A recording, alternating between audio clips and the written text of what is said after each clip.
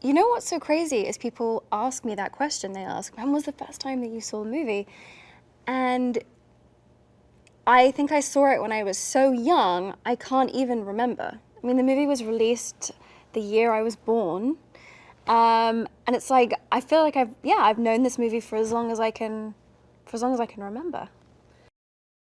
I feel like I'm in an incredibly unique and special position. I played Hermione Granger in Harry Potter, who was one of my kind of like childhood heroes growing up. And then I also got to play Belle, who is another one of, you know, these characters that really kind of dominated and characterized a huge part of my, yeah, of my childhood and my growing up. So it's really special, and it feels like I definitely felt pressure because I know what she meant to me as a young girl, and you know, she's kind of sacred a little bit, and yeah, you want to, when you love something that much, you really want to do it justice.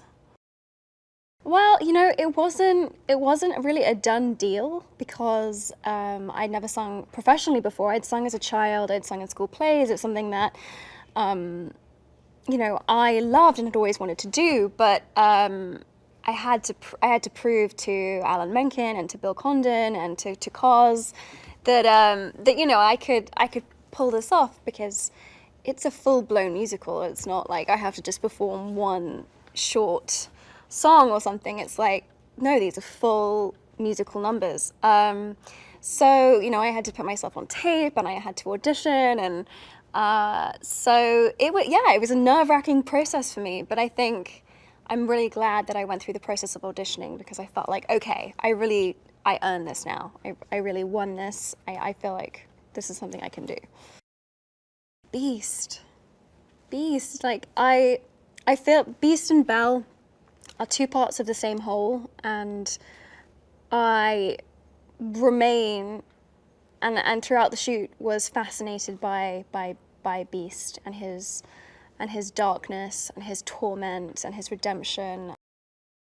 Uh, I think it's this is a fairy tale which has been around for like centuries. It's kind of a part of our cultural consciousness that goes back further than any of us can think, and it's so much about the human condition and what it is to be alive, what it is to give and receive love, what it is to see deeper than the external and the superficial. And I think in that sense, it's kind of one of the most soulful Disney movies I can think of, because it I don't know, it transcends, it goes beyond. It's truly, yeah, it's truly soulful. There are so many moments from this movie that are so iconic, and the dance is one of those. And so Dan and I were like, wow, this has to be really special. And I think for the two of us, a big part of the beginning of this process was, okay, we need to learn these steps. And then at a certain point, we had to just completely let go of all of the technical stuff, Dan being in the suit and on the stilts and us trying to figure out how to get around this ballroom. And then we were like, okay, now we have to find something here that tells the story of them falling in love, because that is what the dance is about. And it's a waltz is just like, is the perfect metaphor for that, because you're out of breath, you're like kind of spinning and you're kind of off balance, and you're relying on your partner to keep you in time and keep you in step. And it requires such teamwork and such trust that it just, yeah, it tells the story. And we wanted to give it all of the feelings of those initial butterflies and like apprehension and sense of being completely out of control that you feel when you start to fall in love with someone. I think what works so well about this film is that, as I've said, it has this incredibly deep and soulful element, But the other reason I remember wanting to watch this movie as a child was just that it was funny.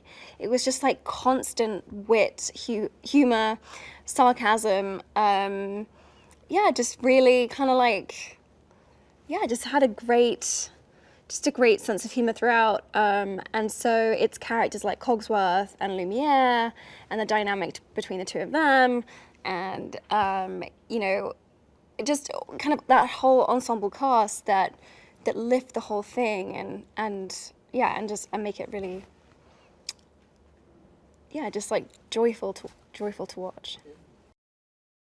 A big part of me creating Belle was working with Jacqueline Duran, who was the costume head, and it really helped me get it, like, really understand who she was as a living, breathing human version of Belle, and not just an animated character.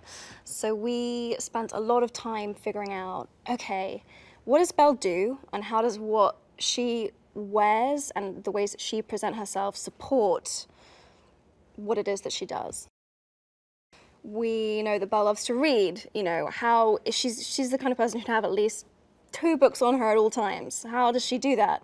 So we created these pockets that sit on the outside of her costume so that she can have a book on her at all times, but she can have her hands free. In our version of the story, she's an inventor. We wanted to make sure that she had, you know, the female equivalent of a tool belt on her at all times. We know that she loves to ride. We made sure that she had riding boots on. To get on and off a horse, we wanted to make sure that she had something on underneath her skirts, so she has one side of her skirt hitched so that she can get a leg over a horse.